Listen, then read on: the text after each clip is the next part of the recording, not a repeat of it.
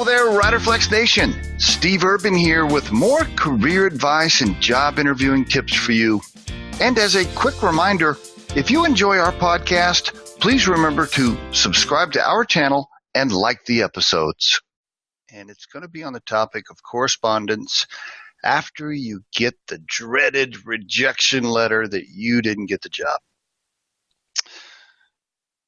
Remember, there's 200 or 300 people probably applying for the job you want. Okay, so 200, let's call it 300. 299 people are going to get the rejection letter. And just one person's going to get the job. So it's tough to land the job in the first place.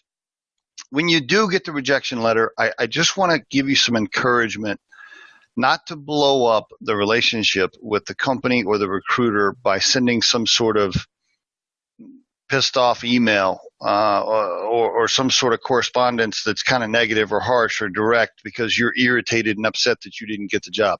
And don't try to force the employer or the recruiter into explaining to you exactly why you weren't picked, because you're probably not going to get that answer anyway because it's an uncomfortable topic and they're probably not going to go there. So what I want you to do is be positive, upbeat, and show some appreciation that you were considered.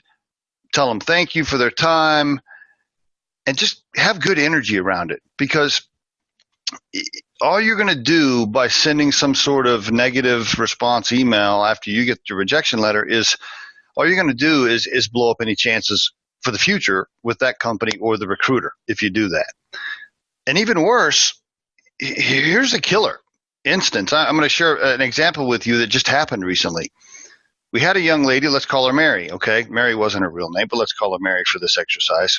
Mary was a finalist that we had put through to a company for a job, meaning we went through 400 or 500 people, or 200 or 300 people, excuse me.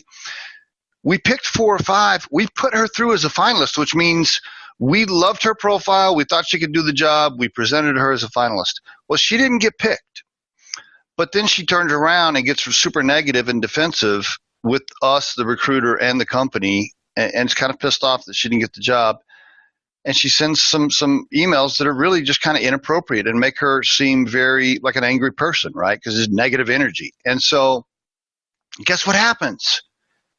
Now her profile in our system gets eliminated forever, right? We'll never consider her again for any other job. And she invested all of that time with us. Those interviews, the correspondence, all that time she invested with us as a recruiter that we could have used her for another opportunity, right? We could have put her forward for another opportunity to give her another chance with another company, but we won't now because she went all negative with everybody. And so she just blew that up and blew it up with that company. One last tip here for you that I don't think people remember. Let's say you ended up second or third in the running for a job, and the company goes to somebody else. You get the rejection letter. Well, then the person the company went with, it didn't work out. Well, guess what? It didn't work out. They didn't show up. They couldn't get the negotiations done, whatever. Now they fall back to you, the second or third choice. And they say, you know what? Bobby didn't work out. We're going to go with Mary instead. But now they don't go with you because you got all negative the first rejection letter you sent them.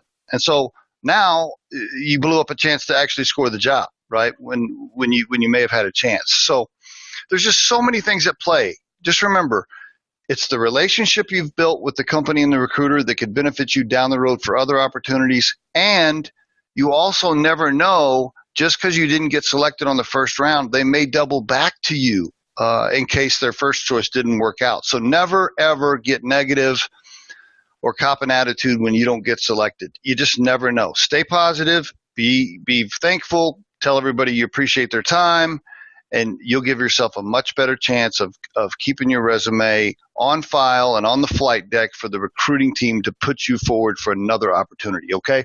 And there's your tip of the day, folks. We truly hope you find our material helpful and entertaining.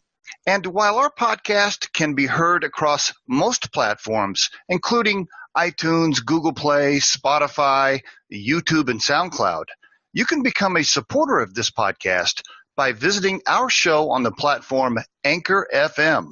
That's anchor.fm/Riderflex.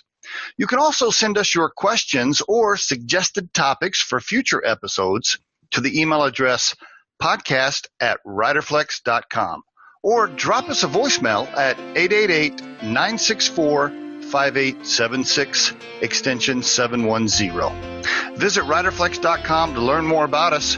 Thanks so much for listening, folks, and have a great day.